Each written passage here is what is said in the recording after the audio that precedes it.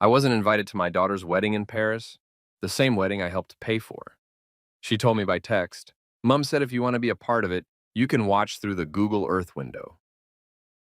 So I just said, sure, enjoy your big day. The next morning, she wouldn't stop calling me.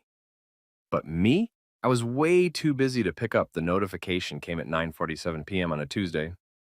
I was in my home office, the one with the floor-to-ceiling windows, overlooking the city, the one I designed specifically so I could watch the lights come on at dusk. When my phone lit up on the desk beside my coffee mug, I'd been reviewing acquisition reports for the third time that week, red pen in hand, classical music playing low through the speakers. Dvořák, always Dvořák when I needed to think. The preview showed Emma's name, my daughter, 26 years old, living in London with her fiancé Marcus, planning a wedding that had consumed the last 18 months of our lives. Or rather, the last 18 months of my financial contributions and her mother's creative control. I picked up the phone. Hey, Dad, so Mom and I finalized the guest list for Paris.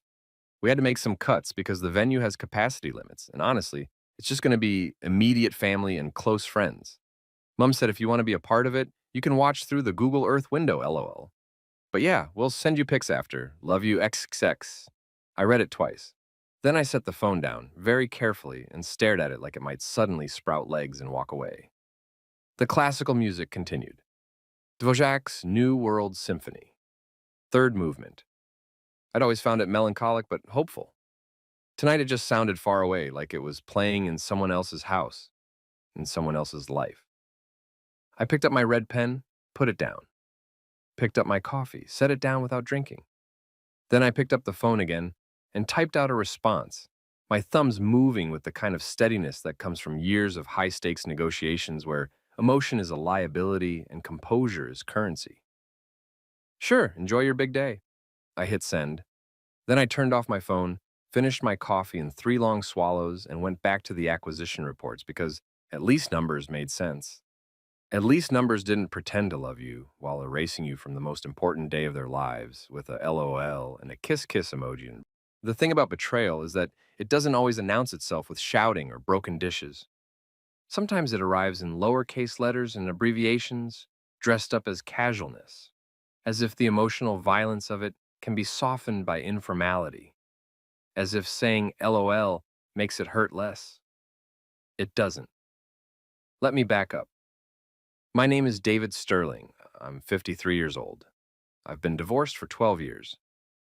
I have one daughter, Emma, who I raised with her mother, Claire, until Emma was 14, at which point Claire decided she'd rather raise Emma with her new partner, a woman named Rebecca, who worked in marketing and had opinions about everything from cheese to child rearing. The divorce was Claire's idea. The custody arrangement was Claire's idea. The slow, systematic erosion of my relationship with my daughter was, well, that happened so gradually that I didn't notice it was a strategy until it was already complete. But I'm getting ahead of myself. After the divorce, I threw myself into work. I was already successful. I'd built my consulting firm from nothing, specialized in corporate restructuring and turnaround strategies for failing companies. I was good at seeing what was broken and fixing it. I was good at making hard calls and living with the consequences. What I wasn't good at was fighting a custody battle against a mother who painted herself as the stable, nurturing parent and painted me as the workaholic father who'd chosen his career over his family. Never mind that someone had to pay for the house Claire wanted to keep. Never mind that someone had to fund Emma's private school tuition and her writing lessons and her university education. I got every other weekend and Wednesday dinners. Claire got everything else. For a while it worked. Emma was resilient. She video called me when she was at her mother's. She told me about school and horses and her friends. We had our routines, our inside jokes. She still called me her favorite problem solver when she needed help with homework or life advice. Then she turned 16 and something shifted. The calls became less frequent. The weekend visits started getting canceled. Mom planned something. I have plans with friends. Can we reschedule? I told myself it was normal. She was a teenager. Teenagers pulled away.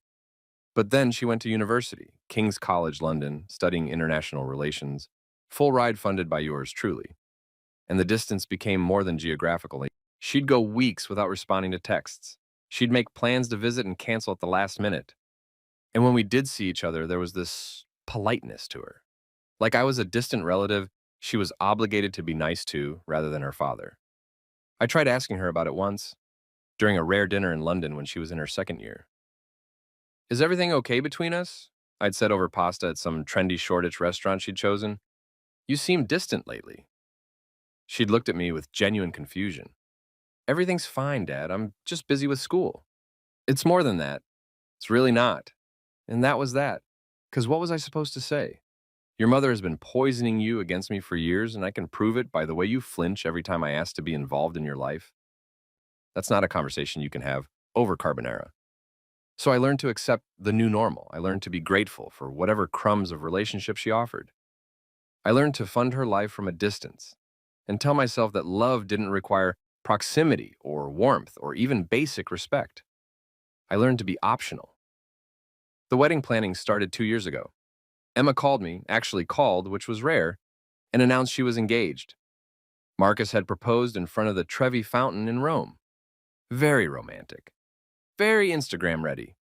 She was over the moon. I was invited to meet Marcus officially over dinner. He was 31, worked in finance, came from old money in Hampshire, polite, well-dressed, had a firm handshake and made eye contact when he talked to you, which I appreciated. He called me sir until I told him not to. The wedding planning began immediately. Emma wanted a destination wedding. Claire wanted it to be elegant but not ostentatious. Marcus's family wanted it to be traditional but not stuffy. And I wanted to pay for it. Not because I was asked, not because there was any discussion about whether I should or even could afford it, but because that's what fathers do, isn't it? That's what I'd been taught. You show love through provision. You show commitment through financial support. You earn your place at the table by footing the bill. So when Claire called me 3 months into the planning and said, David, we need to talk about the budget, and I said, send me the numbers. She did. The venue, a chateau outside Paris. Cost, $45,000 for the weekend, including accommodation for 50 guests, the catering, Michelin-starred chef. Cost, $28,000. The flowers, designed by some French florist who'd done work for Fashion Week. Cost, $12,000. The dress, custom Vera Wang. Cost, £15,000. The photographer and videographer, an award-winning duo from London. Cost, $18,000. The list went on and on and on. Total estimated cost approximately $187,000.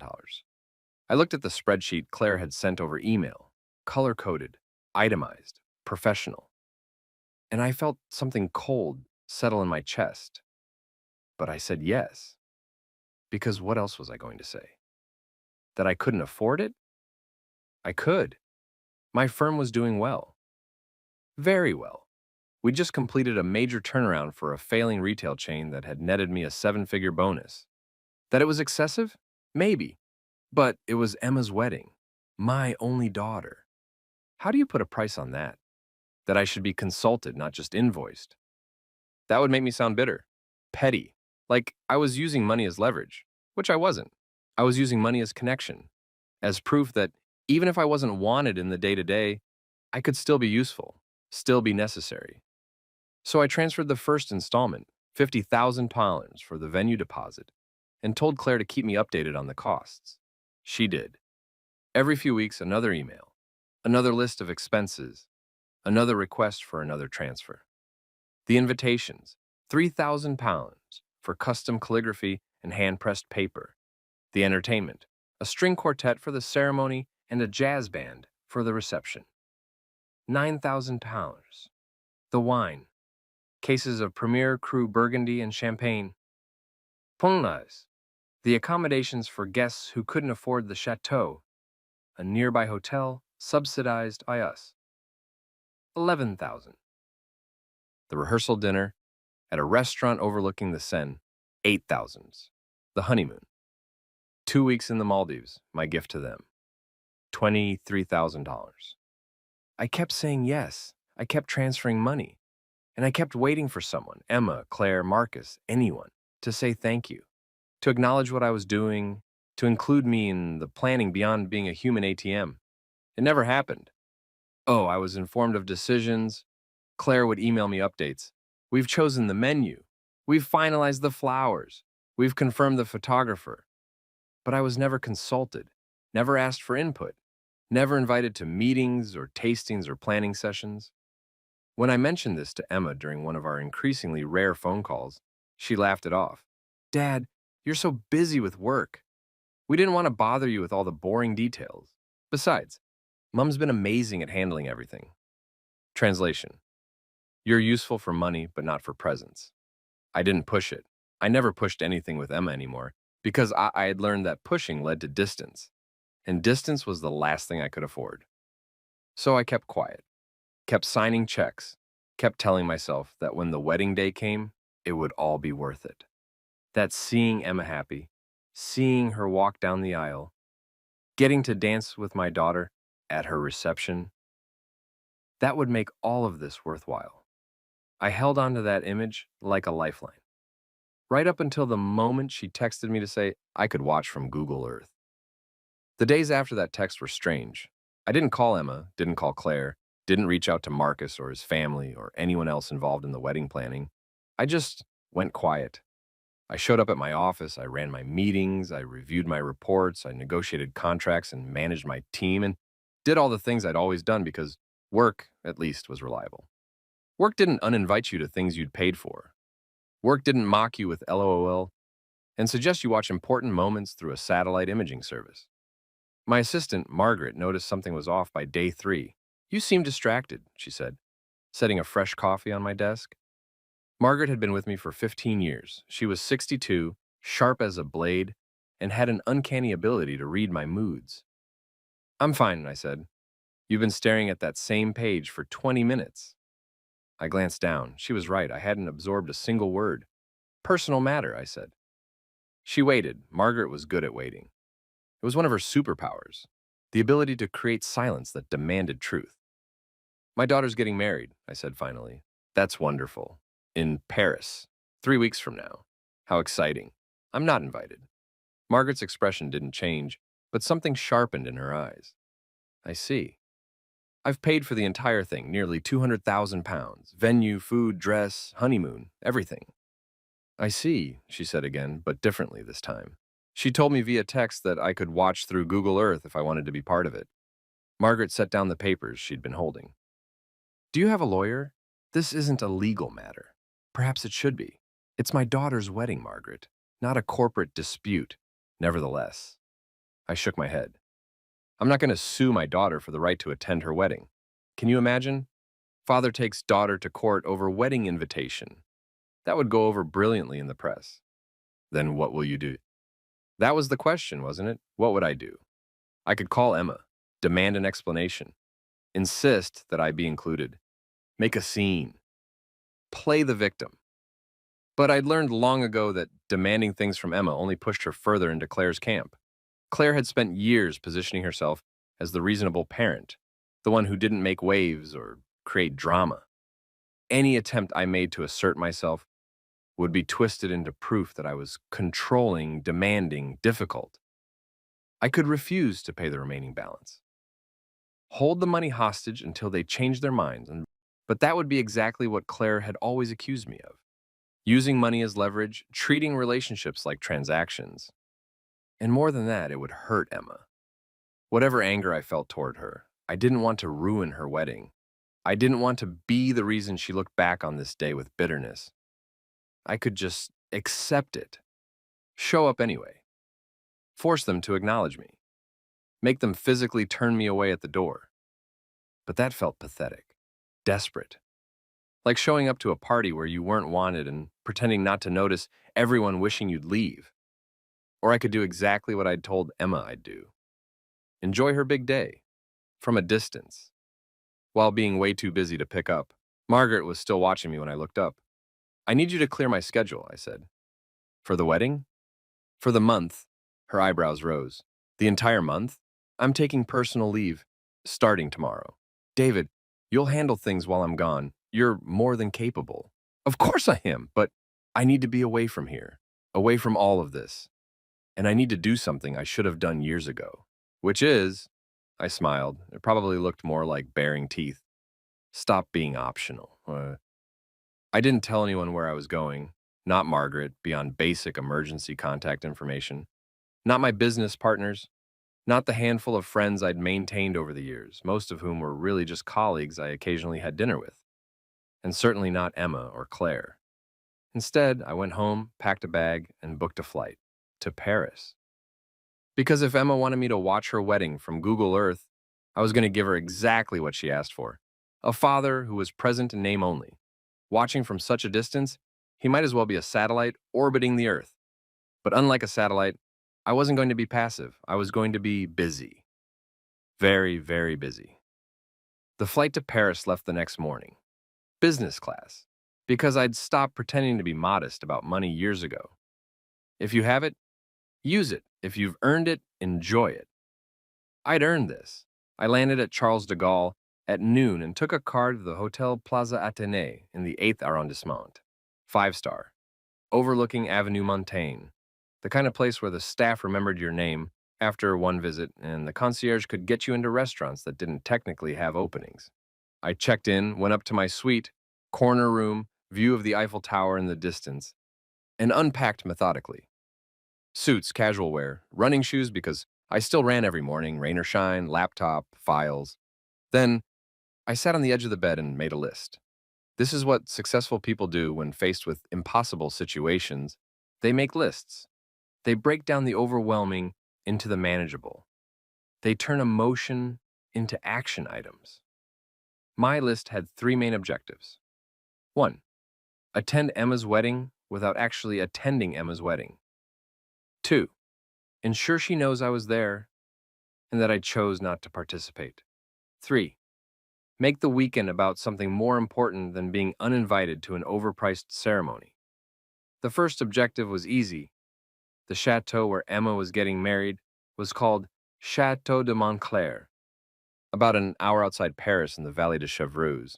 I'd never been there. Of course, I hadn't been included in the venue tour, but I'd looked it up after receiving Claire's budget spreadsheet. Historic estate, 17th century architecture, sprawling gardens, 35 guest rooms, a chapel on the grounds that could seat up to 80 people. The wedding was scheduled for Saturday, 3 weeks from now. Ceremony at 4 p.m. in the chapel. Reception immediately following in the grand ballroom. I could easily book a hotel nearby.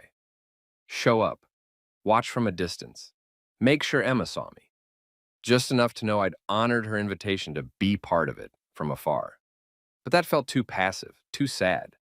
Like a dog waiting outside the door of a house it used to live in. I needed something more. The second objective required more thought. How do you let someone know you were present without actually being present?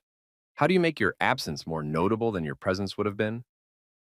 I opened my laptop and started researching. Chateau de Montclair had a website. Professional, elegant. Photos of the grounds, the chapel, the ballroom. A virtual tour option. Google Earth, as Emma had so helpfully suggested. I pulled up the satellite view. There it was. The chateau, looking like a miniature toy from this height. The chapel clearly visible on the east side of the property. The gardens stretching out behind the main building. I zoomed in as far as the resolution would allow. Then I zoomed out and started looking at the surrounding area. The chateau was situated in a valley, surrounded by forests and small villages. The nearest town was Chevreuse, population maybe 5,000, picturesque, quiet. And about 2 kilometers from the chateau, on a hillside, with clear sightlines to the property, was what looked like a cleared area, maybe an old vineyard, maybe just an open field. I made a note. Then I picked up the phone and called a number I hadn't used in 5 years. David Sterling, the voice on the other end said, surprised but pleased. I thought you died. Hello, Richard. Richard Beaumont and I had worked together years ago on a particularly nasty corporate takeover. He was a fixer, the kind of person who knew people, who could make things happen that technically weren't supposed to be possible, all while maintaining plausible deniability. And he'd moved to Paris 8 years ago and started a consulting firm that specialized in what he called bespoke solutions for unique problems. I suspected it was at least half legitimate. To what do I owe the pleasure? Richard asked. I need your help with something. How illegal are we talking? Not at all. Completely legal. Just unusual. My favorite kind. Tell me everything. I did. When I finished, there was a long silence. Then Richard started laughing. You're serious. Completely. This is the most elaborate fuck you I've ever heard. It's not a fuck you, it's a statement. It's absolutely a fuck you, but I love it. Give me 3 days. I'll need everything in place in 2 weeks. Consider it done. This is going to cost you, though. Money isn't an issue. I know. That's why I like working with you. He hung up. I sat back and looked out the window at Paris spreading out below me, the afternoon light turning everything golden and soft. Objective 2, in progress. The third objective was the hardest. Make the weekend about something more important than being uninvited to an overpriced ceremony. This was where I had to be honest with myself about what was really happening. Because yes, I was hurt.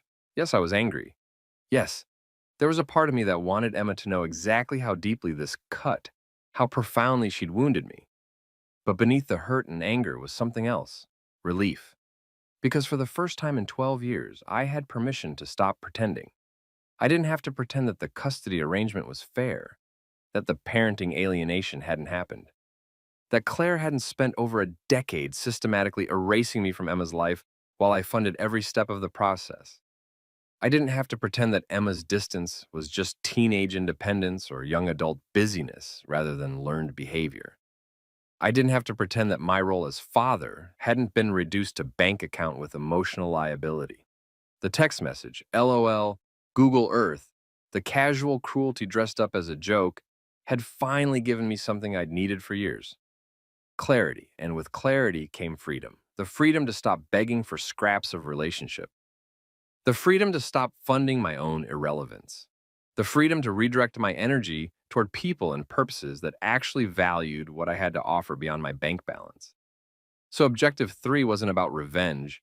It was about reclamation, reclaiming my time, my resources, my self-respect, and making sure that when Emma looked back on this weekend, she understood exactly what she'd chosen when she sent that text. I spent the next week preparing. Richard called me twice with updates. The arrangements were coming together better than expected. He'd found what I needed, secured the permissions, handled the logistics. "You're sure you want to go this big?" he asked during the second call. "I'm sure. No regrets tomorrow?" "None. Good, because you can't undo this kind of gesture. I don't want to undo it. Then we're golden. I'll have everything finalized by next Friday." "Perfect." Meanwhile, I made other arrangements. I called my lawyer, not to sue anyone. Margaret's suggestion still felt absurd, but to update my will and trust documents. And Emma had been the primary beneficiary. Not anymore. I called my accountant and restructured some investments, set up a charitable foundation in my name, redirected funds that would have gone to family support into causes that actually needed them, education scholarships for underprivileged kids, corporate restructuring grants for failing small businesses, mental health support programs. I called the hotel where I'd booked rooms for Emma's wedding guests, the ones who couldn't afford the chateau, the rooms I'd paid for. I canceled the reservations and redirected those funds to a homeless shelter in Paris that provided temporary housing for families in crisis. I called the travel agency that had booked Emma and Marcus's Maldives honeymoon, canceled it, got a full refund minus the cancellation fee, donated the refund to an ocean conservation charity. With each call, each transaction, each reallocation of resources, I felt something heavy lifting off my chest. For years, I'd believed that love required sacrifice, that being a good father meant giving until it hurt, paying any price, accepting any treatment, because that's what unconditional love looked like. But I'd been wrong. Unconditional love doesn't mean accepting conditional treatment. It doesn't mean funding your own erasure. And it sure as hell doesn't mean paying £187,000 for the privilege of being mocked via text message. Emma started calling on Tuesday, 8 days before the wedding. I was in a cafe near the Louvre when my phone buzzed, her name on the screen. I let it ring. She called again an hour later. Again, I didn't answer. That evening, 3 more calls, 2 voicemails. I didn't listen to them. Wednesday, 6 calls, 4 voicemails, 3 texts. "Dad, can you call me back, please? Dad, I need to talk to you about something important. Dad, seriously, can you please just pick up?" I deleted the texts without responding. Thursday, she called 9 times, left 7 voicemails. The texts became more urgent. "Dad, why aren't you answering? This is serious. I really need to talk to you. Dad, I'm getting worried. Is everything okay? Can you at least let me know you're alive?" I almost laughed at that last one. Now she was worried about whether I was alive. Not when she uninvited me to her wedding, not during the 18 months of planning, where I wasn't included in a single decision, but now when she needed something. Suddenly my well-being mattered. Friday, 12 calls, 10 voicemails, so many texts my phone kept buzzing like an angry wasp. Dad, this isn't funny anymore. I don't know what's going on, but we need to talk.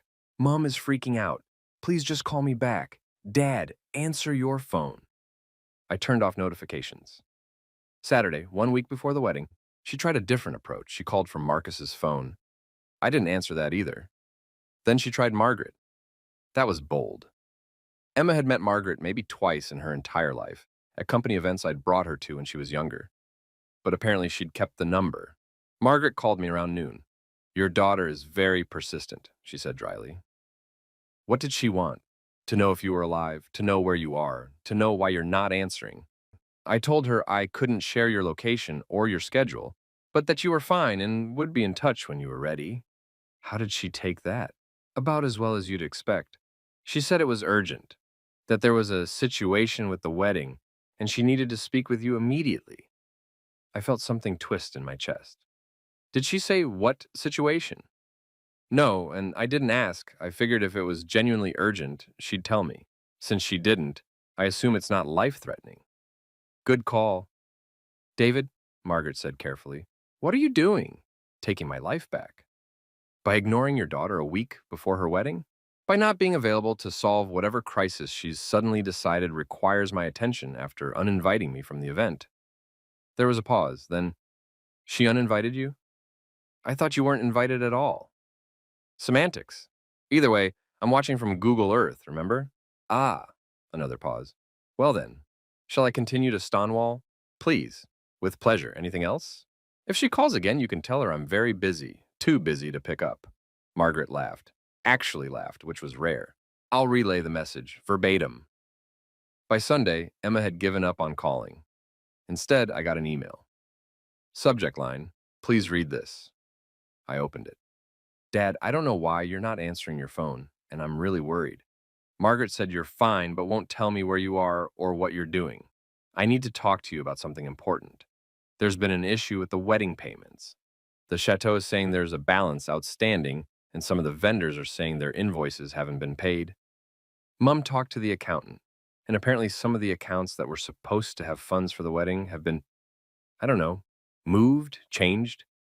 She's trying to sort it out, but everything is due this week, and I'm starting to panic. I know you've been handling most of the financial stuff, and I'm so grateful for that. I don't know what we would have done without you. But right now, I really need you to call me back, or call Mom, or call someone so we can figure this out. Please, Dad. The wedding is in a week. Love, Emma. I read it twice. Then I closed the laptop and went for a run. Monday morning, Claire called. I was having breakfast at a cafe in Le Marais. Excellent croissants, strong coffee, people watching from the terrace. When my phone rang, Claire's name appeared on the screen. I considered not answering. The silent treatment was working beautifully so far. Emma was panicking. Claire was apparently freaking out, according to Emma's texts. The wedding logistics were unraveling. But I was curious. And more than that, I wanted Claire to hear my voice when I told her exactly what I thought about her role in all of this. I answered, David.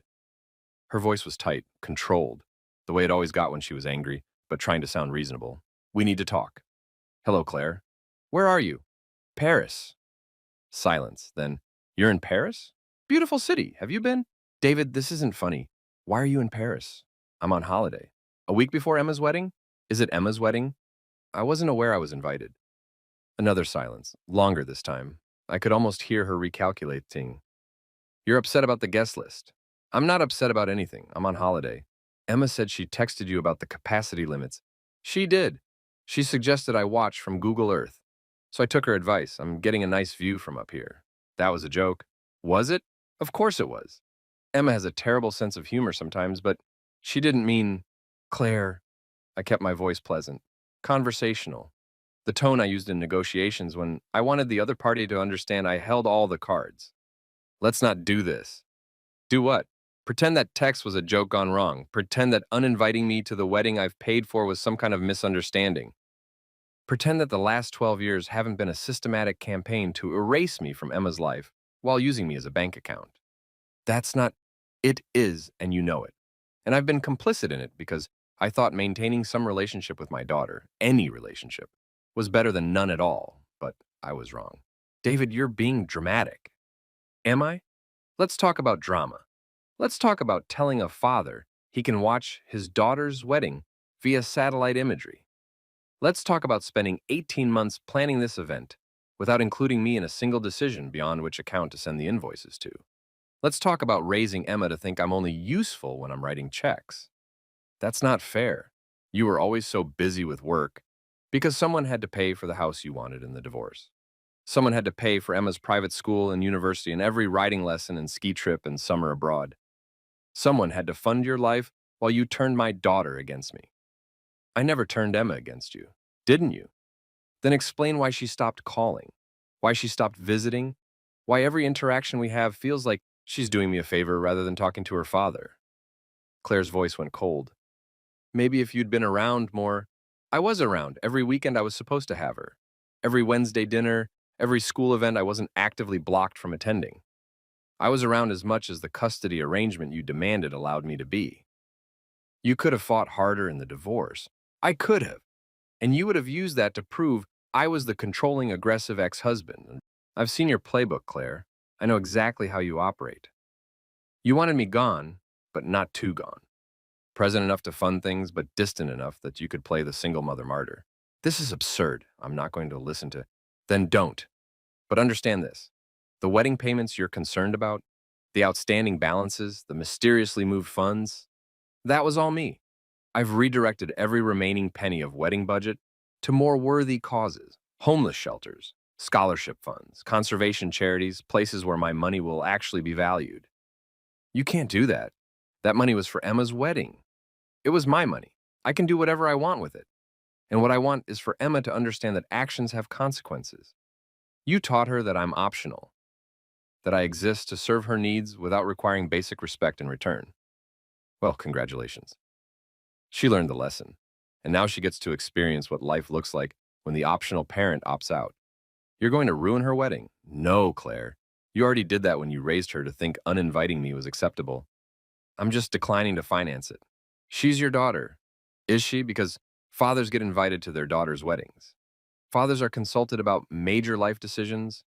Fathers are thanked for their contributions instead of mocked via text message. So either she's my daughter and I should be treated accordingly, or I'm just the man who pays for things. You don't get both. I could hear her breathing on the other end, fast, angry. You're being incredibly selfish, she said finally. I laughed. Actually laughed. Selfish. That's rich coming from you. But sure, let's call it selfish. Let's call it petty. Let's call it whatever makes you feel better about your role in this. The fact remains, the money is gone, the wedding is underfunded, and I'm in Paris enjoying my holiday, way too busy to pick up when Emma calls. She's devastated. Is she devastated that I'm hurt, or devastated that the money isn't available? Silence. That's what I thought. David, I'm done, Claire. Done pretending, done accommodating, done funding my own erasure. You and Emma figure out the wedding costs yourselves.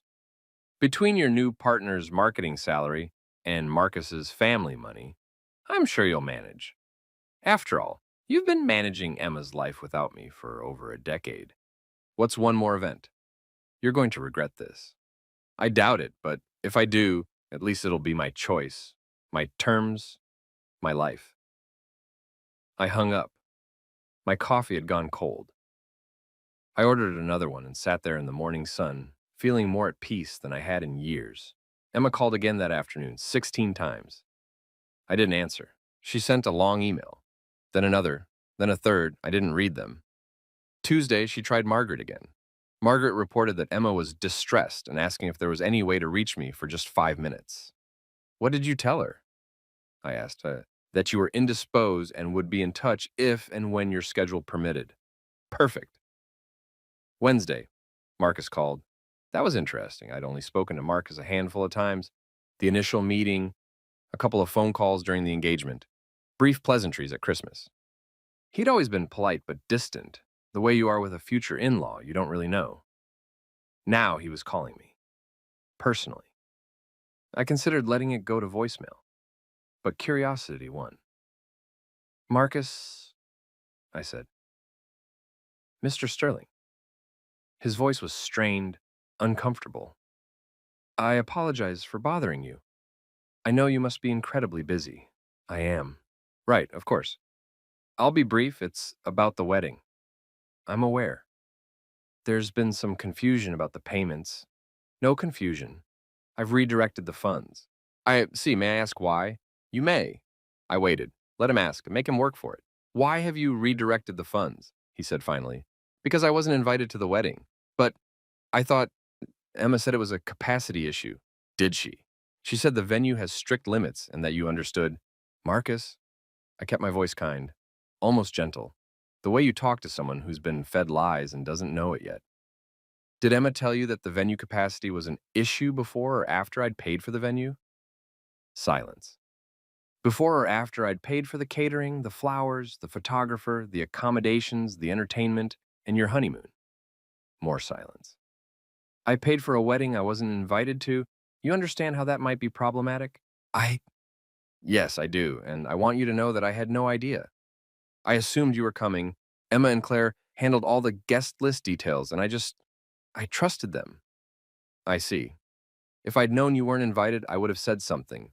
I would have insisted you be there. You're Emma's father. Of course you should be at the wedding. Should I? Yes, absolutely. Then why aren't I? I don't know. I truly don't. But I'd like to fix it. If there's any way... Marcus, let me ask you something. When Emma first told you about the guest list situation, did she seem upset? He hesitated. I'm not sure I... Did she cry? Did she say it broke her heart to not have me there? Did she express any regret at all? The hesitation stretched longer. No, he admitted finally. She didn't. She just said it was a logistical issue and that you understood. Right, because I'm very understanding. I'm the understanding father who pays for everything and expects nothing in return. I'm the father you can text LOL watch from Google Earth without consequences. I'm the optional parent. Mr. Sterling, I appreciate you calling, Marcus. I genuinely do. You seem like a decent man. But this isn't your problem to solve. This is between Emma and me. And the reality is that she made a choice when she sent that text. Now I'm making mine. What choice is that? To stop being optional. I could hear him breathing, thinking. I understand, he said quietly. I don't agree, but I understand. That's all I can ask. Enjoy your wedding, Marcus. I hope it's everything you both hoped for. Will you... Is there any chance you'll reconsider? About the funds, I mean. We can fix the guest list. We can... No? No? The money is gone, Marcus. Donated, reallocated. Whatever the wedding costs now, it's your and Emma's responsibility. Yours and the families who actually want me present. Good luck. I hung up. My phone rang again immediately. Emma. I powered it off. Thursday, Richard called my room at the hotel. Everything's set, he said.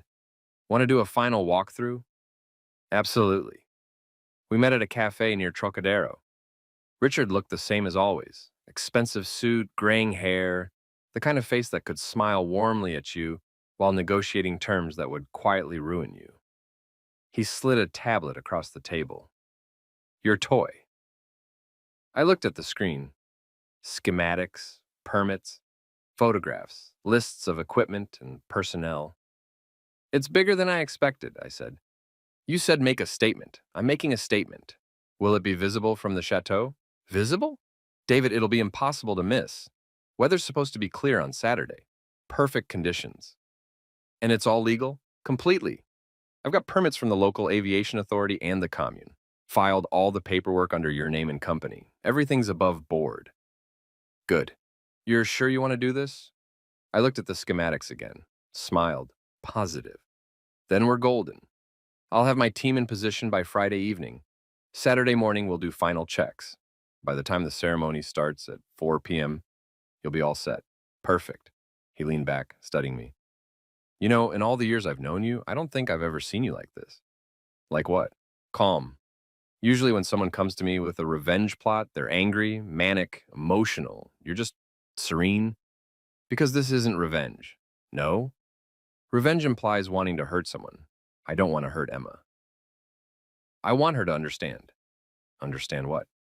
That actions have consequences, that you can't treat people as disposable and expect them to remain available. That love, real love, requires more than just sharing DNA and cashing checks. Richard nodded slowly. Fair enough. Though I gotta say, from where I'm sitting, this looks an awful lot like revenge. Then maybe you're sitting too close, he laughed. Maybe I am. Either way, Saturday's going to be memorable. That's the idea. Friday morning, I took the train out to Chevreuse. I wanted to see the area in person, wanted to understand the geography, wanted to feel the place where Emma had chosen to celebrate the most important day of her life without me. The town was lovely, truly small stone buildings, cobbled streets, cafes with outdoor seating where old men played chess and women gossiped over coffee. The kind of place you see in French postcards and assume must be too perfect to be real. Chateau de Montclair sat on the edge of town, down a long tree-lined drive. I didn't go all the way to the entrance. Didn't want to risk running into anyone, but I could see it from the road. Stunning. 17th century stonework, turrets on either end, enormous windows that probably let in gorgeous light, gardens sprawling out in geometric patterns. The chapel off to one side, smaller but equally beautiful. Emma had chosen well. Of course she had. She'd been free to choose anything she wanted because I'd given her a blank check. I turned away and walked back toward town. There was a hilltop about 2 kilometers away, just as I'd seen on Google Earth, and I hiked up to it.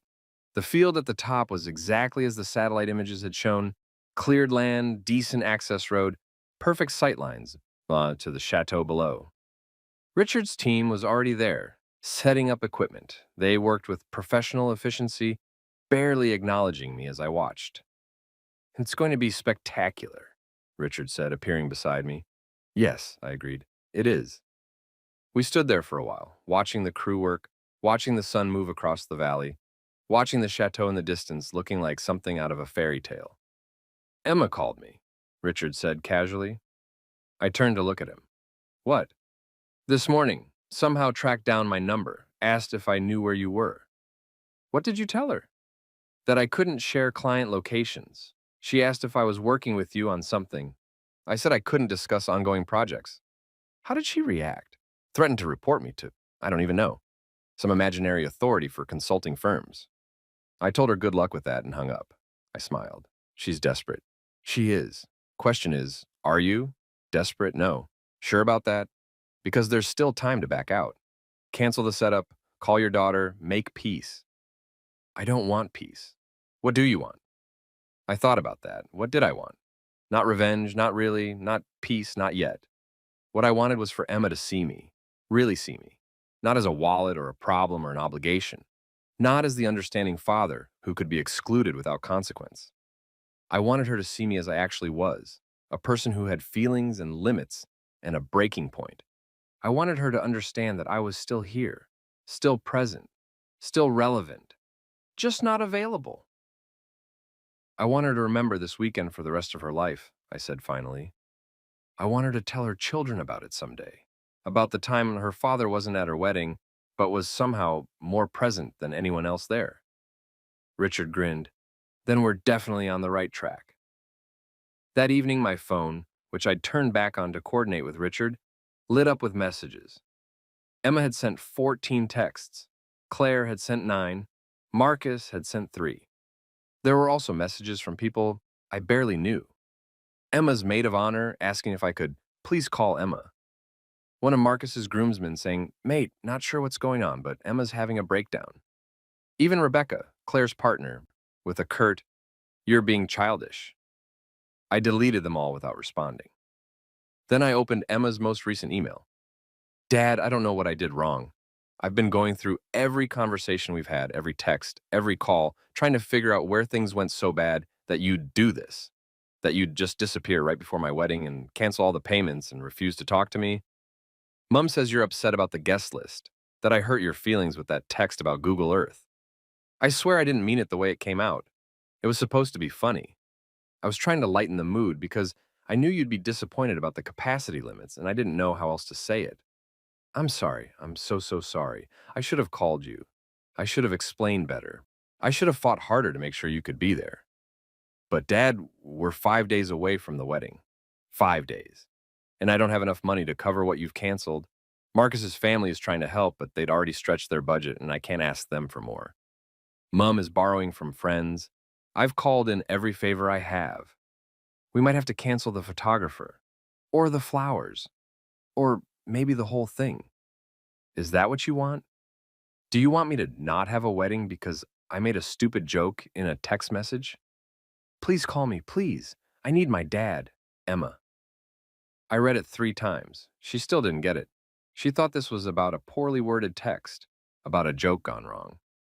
She didn't understand that the text was just the final straw, that it was the culmination of years of being treated as optional, of being excluded from her life while funding it, of being reduced to a role instead of a relationship. She thought apologizing for the text would fix everything, that acknowledging she should have fought harder would make me forget 12 years of not fighting at all. And more than that, more than anything, she was still focused on the money. I need my dad. No. She needed my bank account.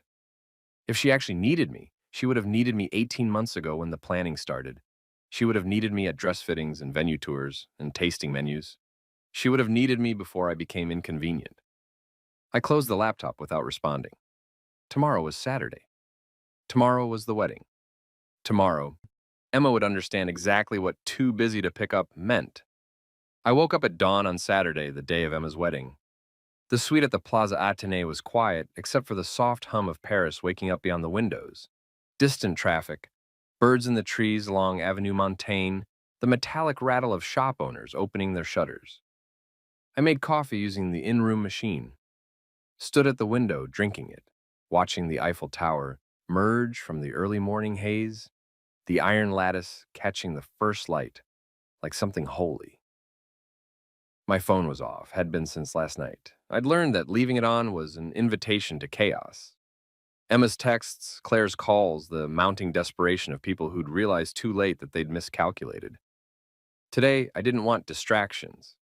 Today was about presence. About being exactly where I said I'd be. Too busy to pick up. I showered, dressed carefully, dark jeans, a charcoal cashmere sweater, leather jacket. Not formal, not wedding attire. Just me. Comfortable. Unburdened. By 7 a.m., I was in the car heading out of Paris toward Chevreuse. The drive was beautiful. Autumn in the Ile-de-France is a study in contrasts. The last green of summer fighting with the first gold of fall. Morning mist hanging low over fields, stone villages that looked unchanged from centuries ago. I could understand why Emma had chosen this place for her wedding. If you were going to exclude your father and spend his money, you might as well do it somewhere picturesque. I pulled into Chevreuse around 8:30. The town was just stirring, cafes opening, a few locals buying bread from the boulangerie, someone walking a small dog along the river. I parked near the town square and walked to the cafe where I'd arranged to meet Richard. He was already there, drinking espresso and reading a newspaper like a man without a care in the world. "Morning," he said, not looking up. "Morning, everything on schedule?" "Like clockwork.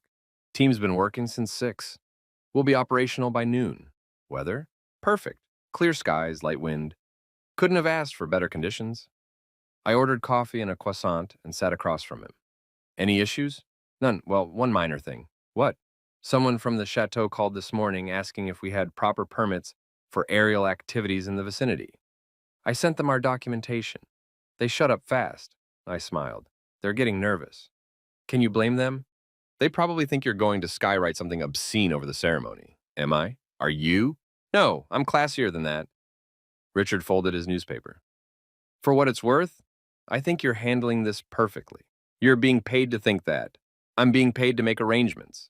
My opinion of your choices is complimentary." He finished his espresso. "But genuinely, what you're doing takes balls. Most people in your position would either cave or explode. You're doing neither. Just quietly, methodically making your point." "It's not about making a point." "Then what's it about?"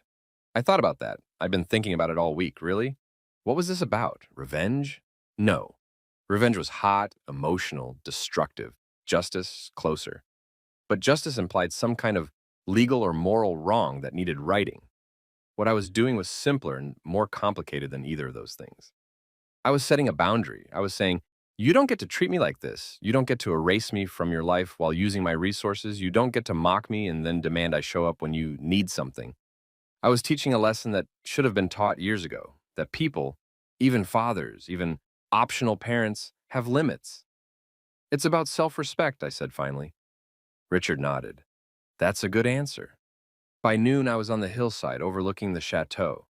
Richard's team had transformed the cleared field into something extraordinary. Equipment everywhere, carefully positioned, everything connected and coordinated.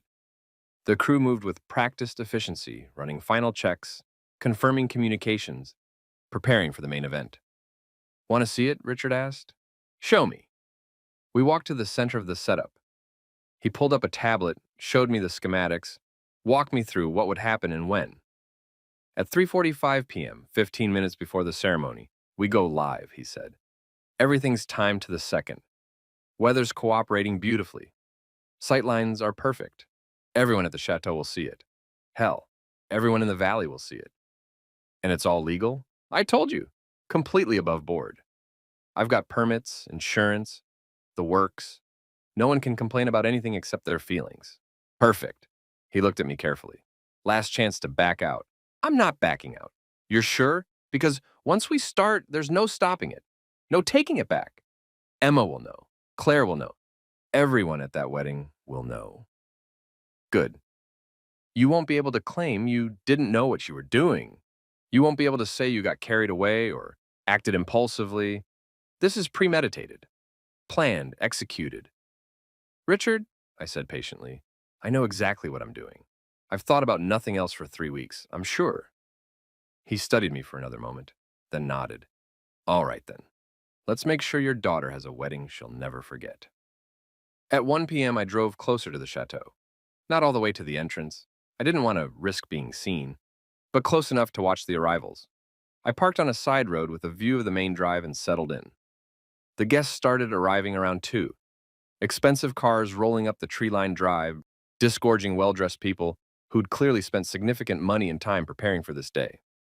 The women in designer dresses and elaborate fascinators, the men in morning suits or bespoke tuxedos. I recognized a few faces, some of Claire's family, some friends from Emma's university days, Marcus's parents, whom I'd met exactly once. Everyone looked happy, excited. They took photos in the gardens, milled around the entrance, disappeared into the chateau. At 2:45, Emma arrived. A vintage Rolls-Royce, cream-colored and gleaming, pulled up to the entrance. Emma emerged in her Vera Wang dress, the 15,000 pounds one I'd paid for, looking absolutely stunning. The dress was perfect. She was radiant. Her hair was up in some complicated style, flowers woven through it, her makeup flawless. Claire was with her, looking equally put together in a champagne-colored gown. They posed for photos on the chateau steps, Claire adjusting Emma's train, both of them laughing about something, mother and daughter, picture perfect. I watched from a distance, feeling absolutely nothing. No, that wasn't true. I felt something, but it wasn't sadness or longing or regret. It was peace. Because I finally understood what I'd been refusing to accept for years. Emma didn't need me. She needed what I could provide. Money, stability, the status of having a successful father, but she didn't need me. She didn't want my presence or my advice or my involvement beyond signing checks. And once I accepted that, once I truly internalized it, everything became clear. I wasn't losing a daughter by not attending her wedding. I'd lost her years ago. I just hadn't been willing to admit it until she made it impossible to ignore. At 3:30, the guests started moving toward the chapel. I checked my watch. 15 minutes until ceremony time. 15 minutes until Richard's team went live. I drove back to the hillside. Richard was waiting with the tablet and a satisfied smile. Timing is perfect, he said. We go live in 10 minutes. I want to see it from here. Figured you would. I've got a good vantage point set up. He led me to the edge of the hillside where a folding chair had been positioned. The view was spectacular. The entire valley spread out below. The chateau clearly visible in the distance. The chapel's spire rising from the trees. I sat down. Took out binoculars I'd brought specifically for this. Through the lenses, I could see the chapel. Guests filing in, the doors standing open, flowers everywhere, white roses and hydrangeas, the arrangements cascading down the sides of the building. Emma's $12,000 flowers, arranged by the Parisian florist who'd done Fashion Week. I lowered the binoculars. 5 minutes, Richard said quietly. I nodded. The valley was so quiet, peaceful, just wind in the trees and birds singing and the distant sound of the chapel bell ringing to signal the ceremony was about to begin. Emma would be in the chateau's bridal suite right now, having final touches done to her makeup and hair. Claire would be fussing over the dress. The bridesmaids would be taking last-minute selfies. Marcus would be in the chapel, standing at the altar, waiting for his bride. None of them knew what was about to happen. 2 minutes, Richard said. I picked up the binoculars again. Through them, I could see the chapel doors closing. The ceremony was starting. 1 minute, I kept the binoculars trained on the chapel, waited. Go, Richard said. The sound came first, a deep, rhythmic thrum that cut through the valley quiet like a knife. Whump, whump, whump, whump. I lowered the binoculars and looked up. The helicopter peered over the tree line, rising from behind the hillside, where we'd positioned it, not small, not subtle. A proper executive helicopter, the kind used for corporate transport and aerial tours.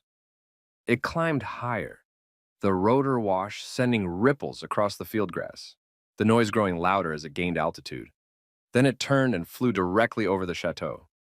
Through the binoculars, I could see the chapel doors opening, people emerging, looking up, confused. The helicopter circled once, twice, low enough that everyone could see it clearly, but high enough that it wasn't dangerous. And trailing behind it, held by cables attached to the helicopter's frame, was a banner. Massive, impossible to miss. Professional-grade lettering visible from hundreds of meters away. It said, "Congratulations, Emma and Marcus, from your father. David watching from Google Earth as requested. Enjoy your big day." The helicopter made 3 full circles over the chateau, slow and deliberate, making sure everyone, every single guest, every member of the staff, the bride and groom themselves, could read the banner clearly. Then it flew off toward Paris, the banner trailing behind it like a giant passive-aggressive ribbon.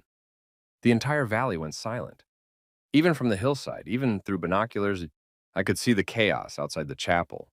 People pointing, people pulling out phones to take photos, people standing frozen, unsure what to do. I could see a woman in a champagne-colored dress, Claire, gesturing wildly at someone. Could see a man in a tuxedo, probably Marcus, staring up at the sky where the helicopter had been. And I could see Emma, standing on the chapel steps in her Vera Wang dress, looking up at the empty sky where the banner had just been, her hands covering her mouth. I lowered the binoculars. How long will that helicopter stay visible? I asked. Another 10 minutes as it heads back to Paris, Richard said. But the video's already online. Video? He showed me his phone. A live stream from one of the cameras mounted on the helicopter. The banner clearly visible. The chateau in the background. Everything documented in high definition. Social media, Richard said. It'll be everywhere in an hour. I nodded. Good. Feel better? I feel present. We packed up the equipment over the next 2 hours. Richard's team worked with the same efficiency they'd shown in setting up, dismantling everything, loading it into trucks, erasing any trace that we'd been there except for the tire marks in the grass. I stayed until the last vehicle left, sitting in the folding chair, watching the chateau in the distance. The ceremony must have continued eventually. Life always continues. People adapt. They make jokes about crazy interruptions and return to their schedules and pretend everything's fine because what else can they do? But they wouldn't forget.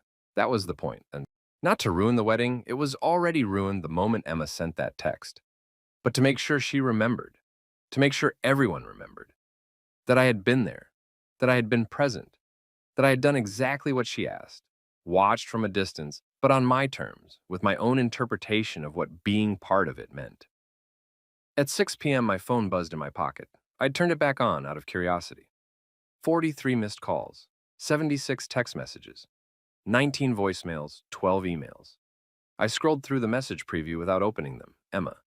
Dad. What the fuck? Claire, this is unforgivable. Marcus. Mr. Sterling, please call me Rebecca.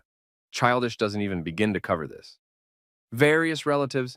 Did you really? And OMG, David and I can't believe you did that.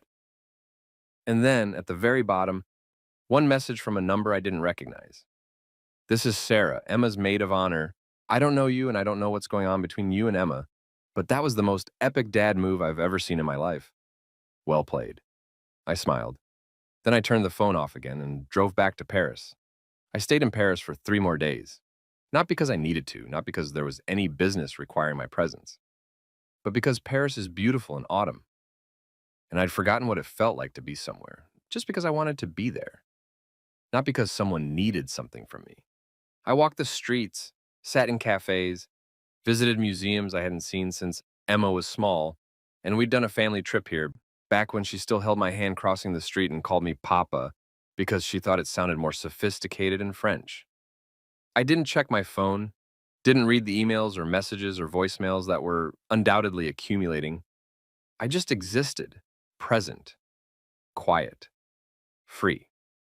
On Monday, 3 days after the wedding, I finally turned my phone on.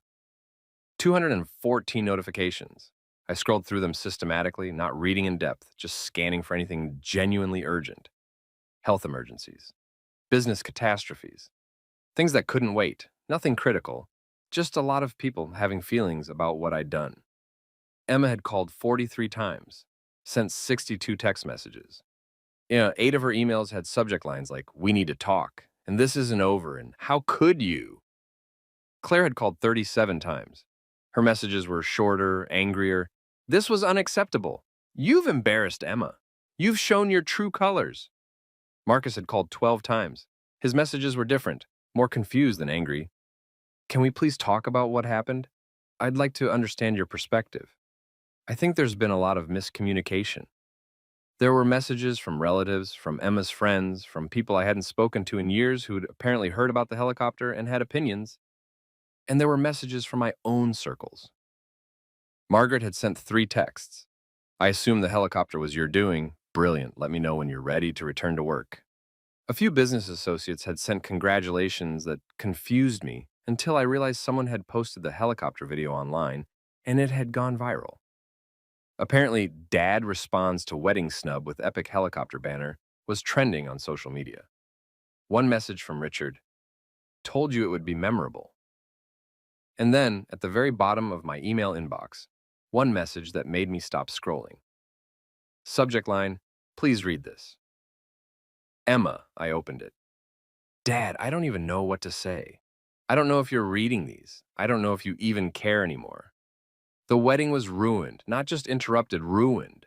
Everyone spent the whole reception talking about the helicopter, about you, about what it meant. People were taking sides, asking questions. Marcus's family was mortified. Mom spent the night crying.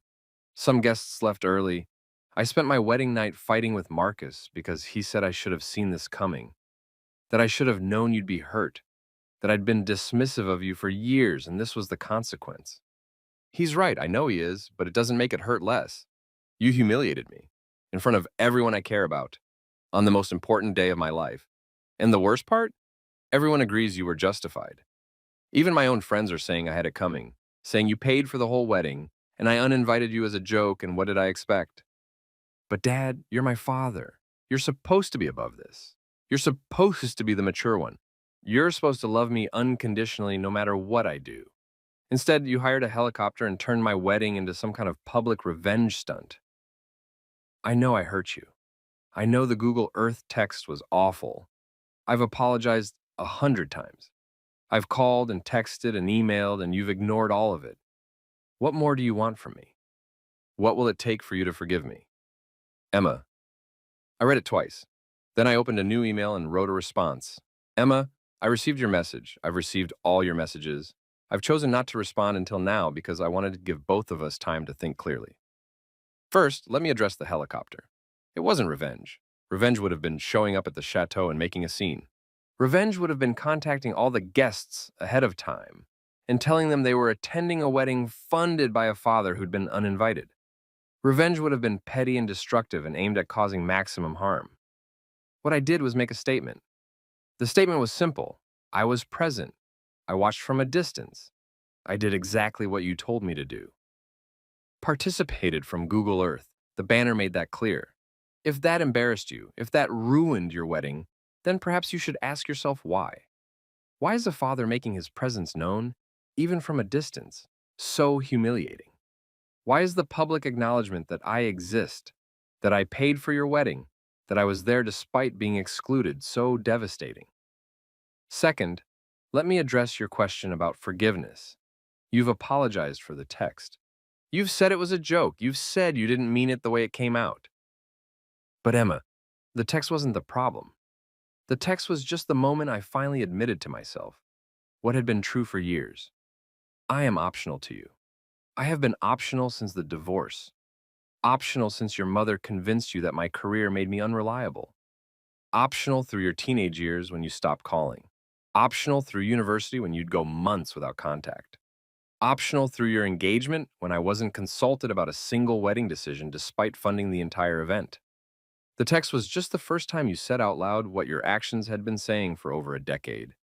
That I exist to serve your needs, but don't deserve to be included in your life. You want to know what it will take for me to forgive you? It's not an apology. Apologies are easy, words are easy. What I want is for you to understand why I did what I did. To understand that parents, even fathers, even optional parents, are human beings with feelings and limits. To understand that you can't treat someone as disposable and then be shocked when they decline to remain available. What I want is for you to look at our relationship honestly and ask yourself, when was the last time you wanted me around, not because you needed something, but just because you wanted your father? When was the last time you called me just to talk? When was the last time you asked about my life, my work, my happiness? When was the last time you treated me like a parent instead of a bank account with emotional baggage? I love you, Emma. I have always loved you. I will always love you. But love doesn't mean accepting whatever treatment is offered and being grateful for scraps of relationship. Love doesn't mean funding your own exclusion. Love doesn't mean pretending I don't matter while showing up every time you need something. So here's what happens now. You're married. Congratulations. I genuinely hope you and Marcus have a wonderful life together. The financial support you've been accustomed to receiving, it ends here. I've redirected those funds to causes that value them. Your student loans, your car, your rent, all of that is now your responsibility. Marcus comes from money. Between his family and your mother, I'm sure you'll manage fine. The expectations that I'll be available whenever you need advice or support or money, those end here too. I'm not cutting you off entirely. I'm just making it clear that our relationship, if we're going to have one, needs to be mutual. You call me because you want to talk to me, or you don't call at all. You include me in your life because you value me as a person, or you don't include me. I'm done being optional, Emma. I'm done pretending that your intermittent contact is enough. I'm done funding a relationship that only exists on your terms. If you want a real relationship with me, one where I'm actually your father and not just your checkbook, then we can start building that. But it starts with honesty, with accountability, with you genuinely understanding what you've done and why it mattered. Until then, I'll be here, living my life, working on things that fulfill me, spending time with people who value my presence, too busy to pick up when you call because you need something, but never too busy for a daughter who actually wants her father. The choice is yours. David. I read it through 3 times, making small edits, ensuring the tone was firm but not cruel. Then I hit send. And I closed my laptop and went out to find a cafe that served excellent wine and even better cheese. Because I was in Paris and I was free, and I had nothing to do but be present in my own life. Emma didn't respond for 2 weeks. I stayed in Paris for the first week, then flew to Barcelona because I'd always wanted to see Gaudi's architecture and had never made time for it. Then to Porto, because someone told me the sunsets there were transformative, then back to London because eventually real life required attention. Margaret had handled everything beautifully in my absence. Meetings rescheduled, clients reassured, projects advanced. The firm had barely noticed I was gone, which was either a testament to her competence or a sign I'd built something sustainable enough to function without me constantly micromanaging. Probably both. Good trip? She asked when I walked into the office on a Tuesday morning. Excellent trip. The helicopter made quite the impression. I heard. There was a think piece about it in The Guardian, when generosity becomes coercion, a father's protest against modern wedding culture. I raised my eyebrows.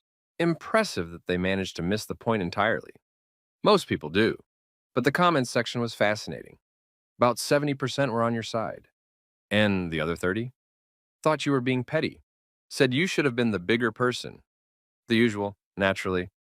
She handed me a stack of mail and messages. Emma called here 6 times. Claire called 3. I told them all you were unavailable and would be in touch when appropriate. Thank you. Are you going to be in touch? Eventually, when there's something worth saying. Margaret nodded. She didn't approve or disapprove. She just understood, which was one of the reasons she'd been invaluable for 15 years.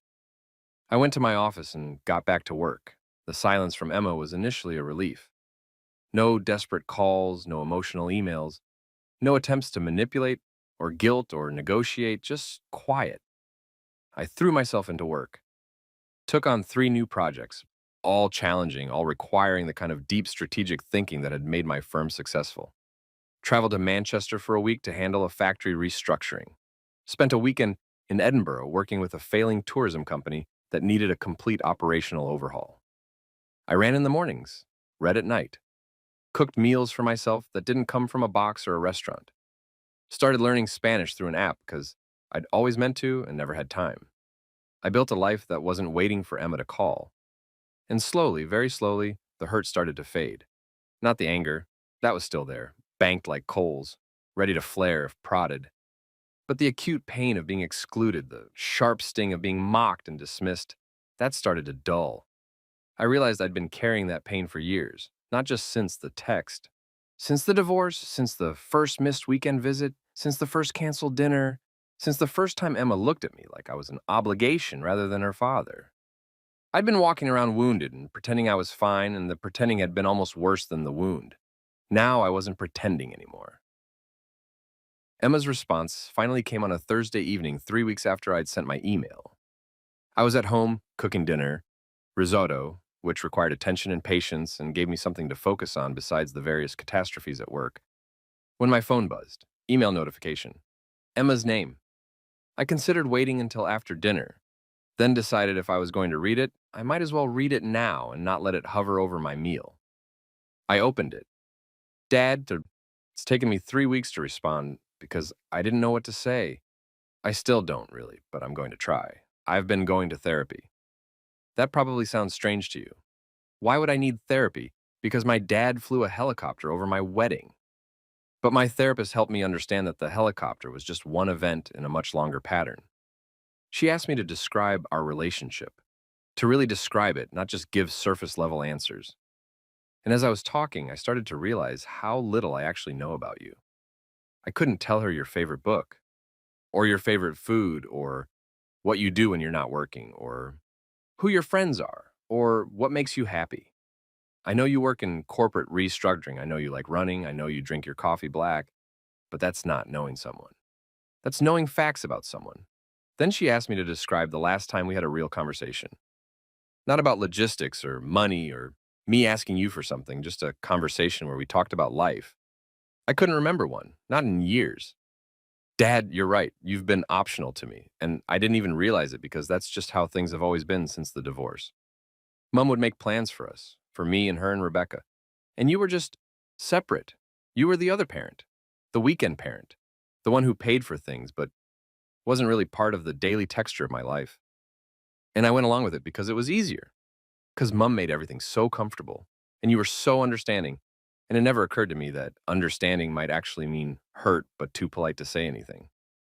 I'm not blaming Mom. This isn't about her. This is about me and the choices I made and the relationship I let atrophy because I didn't think I needed to work at it. You were just always there, always available, always willing to help when I called. So I assumed you always would be. I never thought about what it cost you to always be available. I never thought about whether you might need something from me too. I'm sorry, Dad, not just for the text, for all of it.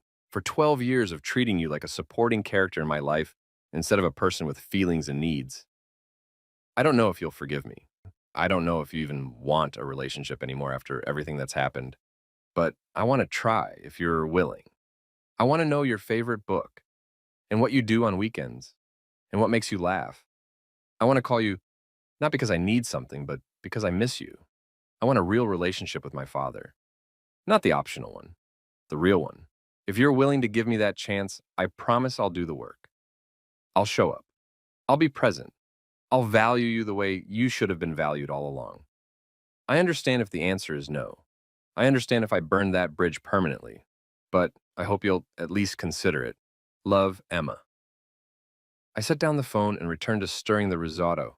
The rice needed constant attention at this stage. Too much stirring and it would get gummy, too little and it would stick. It was meditative work, rhythmic, the kind of thing that let your mind wander while your hands stayed busy. I thought about Emma's email, about therapy and realizations and apologies. It was a good email, thoughtful, self-aware, the kind of email that showed genuine reflection rather than just scrambling to fix things because they were broken. But words were still just words. The question was whether I believed Emma would actually follow through, whether she would do the work she was promising, whether this was genuine growth or just skilled emotional management aimed at getting me back in the optional parent box. And more than that, whether I even wanted to try. Because here's the thing about boundaries. Once you set them, you have to decide whether you're going to hold them or let people wander back across just because they apologize nicely. I thought about the last 3 weeks, about Paris and Barcelona and Porto, about running in the mornings without my phone buzzing with demands, about cooking risotto on a Thursday evening because I wanted to, not because I was too tired from a day of solving everyone else's problems. I thought about the peace I'd found in not being available, in not being optional. Did I want to give that up? Did I want to risk letting Emma back in only to discover that her therapy insights faded once things got comfortable again? That she'd slip back into old patterns once the crisis had passed? The risotto was done. I plated it, poured a glass of wine, sat at my kitchen table overlooking the city lights. And I thought about what kind of relationship I actually wanted with my daughter. Not the one we'd had. That was clear. But maybe not no relationship at all either. Maybe something new, something built on mutual respect and actual presence rather than obligation and financial support. Maybe that was possible. Maybe it was worth trying, but not yet. Not until I was sure I was choosing from a place of strength rather than old habits. Not until I was sure Emma understood that this was a beginning, not a resolution. Not until enough time had passed that we both really felt the weight of what optional had meant. I finished my dinner, cleaned up, poured another glass of wine. Then I sat down and wrote a response. Emma, I read your email. Thank you for being honest about what you've realized. It means something that you're doing the work of understanding rather than just apologizing and moving on. I believe you're sincere. I believe you genuinely want to build a different relationship. And I appreciate that. But I'm not ready yet. Not because I don't care, not because I don't love you, but because I need to be sure, really sure, that we're both coming to this from a healthy place. You need time to do your work, to understand the patterns, to build new habits of actually showing up rather than just intending to. And I need time to make sure I'm not falling back into old patterns either. The patterns where I accept crumbs of relationship and pretend they're enough, where I'm so grateful you're reaching out that I don't hold you accountable for following through. So here's what I'm proposing. We take 6 months, real time, space for both of us to figure out who we are outside the dynamic we've been stuck in. During those 6 months, you continue your therapy. You work on understanding yourself and your choices. You figure out what you actually want from a relationship with me, not just what you think you should want. And I continue building a life that doesn't revolve around being available for you. I work on remembering that I deserve better than optional. I figure out what I actually want from a relationship with you. At the end of 6 months, we meet in person, somewhere neutral, not London, not your place, somewhere new for both of us. And we have an honest conversation about whether we both want to try building something new, whether we're both willing to put in the work, whether we can create a real relationship, or whether too much damage has been done. No pressure, no expectations, just honest assessment. If the answer is yes, we start over. Slowly, with clear boundaries and mutual respect and actual effort from both sides. If the answer is no, we part as people who loved each other once but couldn't bridge the gap. No hard feelings, no blame, just acceptance. Does that work for you? David, I read it through once. It felt right, firm but not harsh, boundaried but not closed off. I hit send, then I turned off my phone and went to bed. Emma agreed to the 6 months. Her response was short. I understand. I'll see you in 6 months. Thank you for giving me this chance. And then Shalnen's real silence. Not the desperate, crisis-driven silence of the weeks after the wedding, but actual peaceful quiet where neither of us reached out because we were both doing what we needed to do. I heard through Margaret that Emma and Marcus had moved to a smaller flat in London, that they'd started paying their own bills without subsidies from Claire or Marcus's family or me, that Emma had taken a job at an NGO focused on refugee support, real work, not the vague consulting she'd been doing before.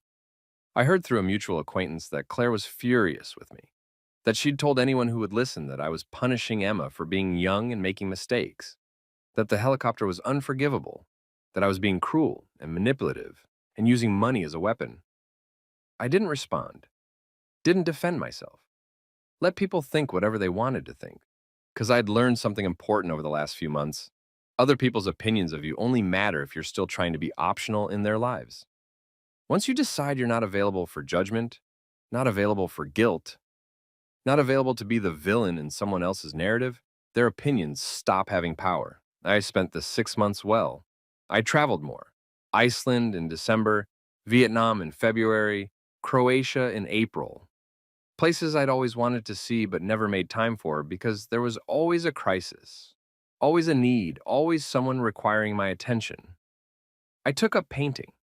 Terribly at first, then less terribly, then actually pretty decent, at least according to the instructor at the weekend classes I joined. I read voraciously. Fiction, mostly, which I hadn't done since university. Got lost in other people's stories instead of constantly living my own.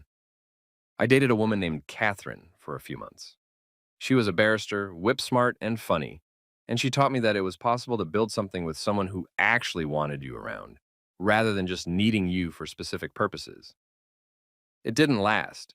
We wanted different things long term, but it was good while it lasted, and we parted as friends.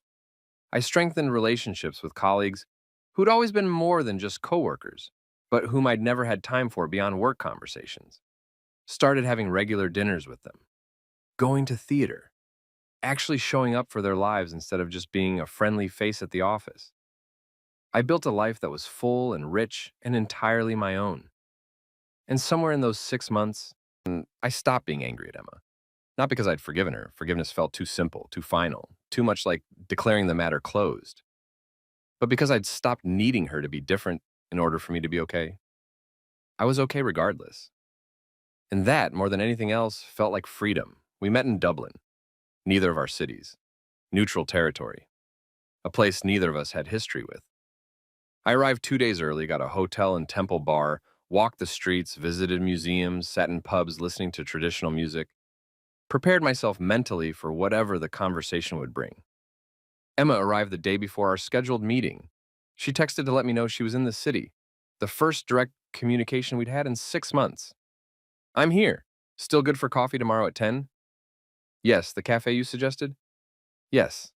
See you then, no emojis, no love you, no attempts at warmth or connection, just logistics. I appreciated the restraint. The cafe was called Kaf and sat on a quiet street away from the tourist areas.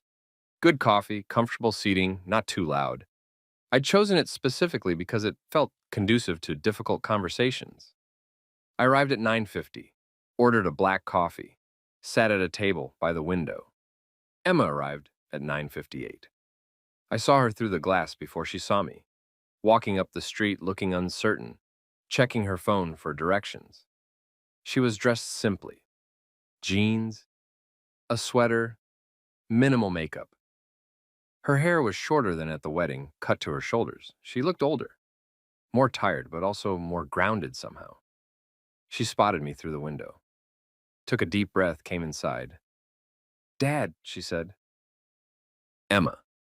She ordered tea at the counter, then joined me at the table. We sat in silence for a moment while she fixed her tea, milk, no sugar, exactly the way she'd always taken it. Some things don't change. Thank you for coming, she said finally. Of course. I wasn't sure you would. I said I would. I know, but still. She wrapped her hands around the teacup. I'm nervous. So am I. Really? Really? She smiled slightly. I suppose that's fair. We sat with that for a moment. The cafe buzzed quietly around us. Other conversations, the hiss of the espresso machine, someone laughing at a table across the room.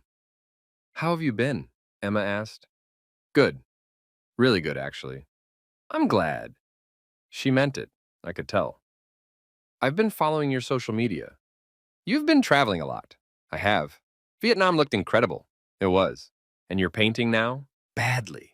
The ones you posted were beautiful. You're kind to say that. More silence. This time less comfortable.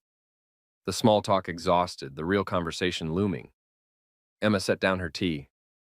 I don't know how to start. Neither do I. Should I apologize again? I've been rehearsing apologies for 6 months, but they all feel inadequate. I don't need more apologies. Then what do you need? I thought about that. What did I need? I need to understand if you've actually changed, I said finally, if this is genuine growth or just guilt. How can I prove that? You probably can't, not in one conversation. That's why I suggested 6 months. Real change takes time. Have you changed? The question surprised me. I think so, yes. How? I stopped waiting for you to decide I was worth including. I stopped being available by default. I built a life that isn't contingent on our relationship improving. She nodded slowly. That must have been hard. It was liberating. I'm glad, I mean that. I'm glad you're not waiting anymore. Waiting for me to be better. Are you better? Emma looked down at her tea. I don't know if better is the right word. I'm different. More aware. I understand things now that I didn't understand before. Like what? Like how much work relationships take. How you can't just assume people will always be there. How privilege, emotional privilege, not just financial, can make you blind to other people's needs. That's a start. I've been working with my therapist on understanding my role in the family dynamics after the divorce. How I internalized Mom's narrative about you being unreliable because of work. How I used that as permission to not prioritize our relationship. And what have you learned? That I was wrong, that Mom was wrong, or not wrong exactly, but limited in her perspective. She saw you through the lens of a failed marriage and passed that lens to me, and I never questioned it because it was easier not to. Easier how? Easier to not feel guilty about choosing her side, about spending more time with her and Rebecca than with you, about letting our relationship become superficial because deep down I didn't want to deal with the discomfort of divided loyalties. I sipped my coffee, let her words settle. I've also been working on understanding what I actually want from you, Emma continued. Not what I think I should want, not what looks good on social media or what I can tell people, but what I actually genuinely want. And what's that? She looked directly at me for the first time since sitting down. I want to know you, really know you, not as dad who pays for things or dad who I'm supposed to call on birthdays, but as David, as a person. Why? Because I'm 26 years old and I don't know my own father, and that's pathetic and sad and entirely my fault. Not entirely. Mostly my fault. Enough that I own it, I nodded. Okay, okay, okay, I believe you want that. Now the question is whether you'll follow through. How can I prove I will? You can't. Not today. That's why we're here. To decide if we both want to try building something new, knowing it might fail. Emma leaned back. Do you want to try? Did I? 6 months ago, the answer would have been complicated. Mixed. Part of me wanting to say yes out of hope, part of me wanting to say no out of self-protection. But now, after 6 months of building a life I loved, after 6 months of not being optional, after 6 months of genuine peace, now the answer was simpler. I want to try, I said, but with conditions. What conditions? Well, we start over, completely. No carrying forward the old dynamics. No, but we've always done it this way. We build something new from scratch. Okay. We meet regularly, in person when possible, video call when not. every 2 weeks minimum. Not for logistics, not when you need something, just to talk. Okay. You ask me questions about my life, my work, my interests, and I'll ask you questions. We learn each other as adults, not as parent and child locked into old roles. Okay. And if it's not working, if either of us realizes we're falling back into old patterns, we address it immediately. No letting it fester. No pretending it's fine when it's not. Okay, anything else? I hesitated, then financial independence, permanently. Emma's face went carefully neutral. Explain what you mean. I mean, I'm not funding your life anymore. I'm not paying your rent or your student loans or your car or your emergency expenses. You and Marcus figure that out yourselves. We have been for the last 6 months. Good, that continues. And if we have kids someday, if we need help, then we discuss it as adults with proper boundaries and clear expectations. But I'm not going back to being the default solution to every financial problem. She nodded slowly. That's fair. If that's a deal breaker, it's not. I don't want your money, Dad. I want you. The words hung in the air between us. I studied her face, looking for signs of manipulation, of performance, of saying what I wanted to hear. I didn't see them. What I saw was a young woman who'd grown up in 6 months, who'd done hard work, who was trying, genuinely trying, to be better. Okay, I said finally. Let's try. Emma's face broke into the first real smile I'd seen from her, and she was 14 years old, before the divorce became final, before everything got complicated. Really? Really? I'm not going to screw this up, I promise. You might. We both might. That's not failure, that's being human. We just have to commit to trying again when we do.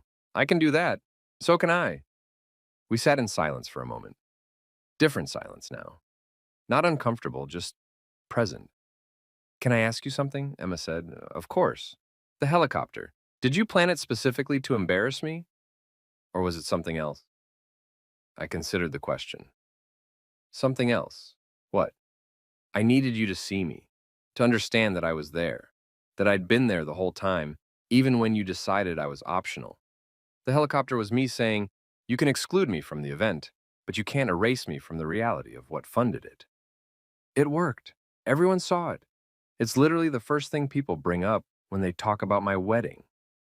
Does that bother you? It did, for months. I was so angry, so humiliated. She paused. But now, honestly, I think it was necessary. I needed something that dramatic to wake me up, to make me see what I'd been doing. I'm sorry it had to be public. I'm not. If it had been private, I could have rationalized it away, made it about you being difficult instead of about my behavior. The public nature made that impossible. Still, I'm sorry you were hurt.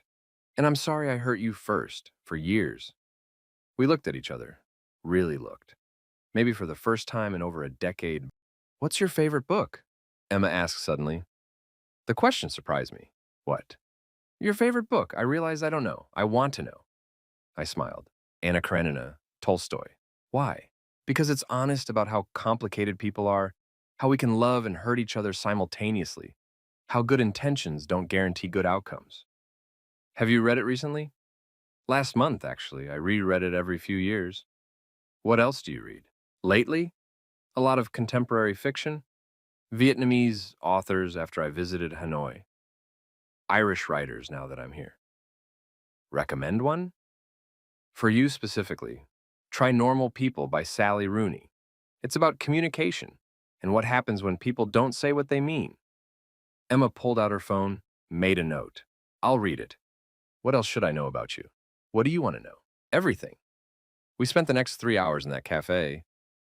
I told her about my painting classes and my terrible first attempts at landscapes, about Catherine and what I'd learned about healthy adult relationships, about the restructuring project in Manchester that had turned into my favorite work of the year.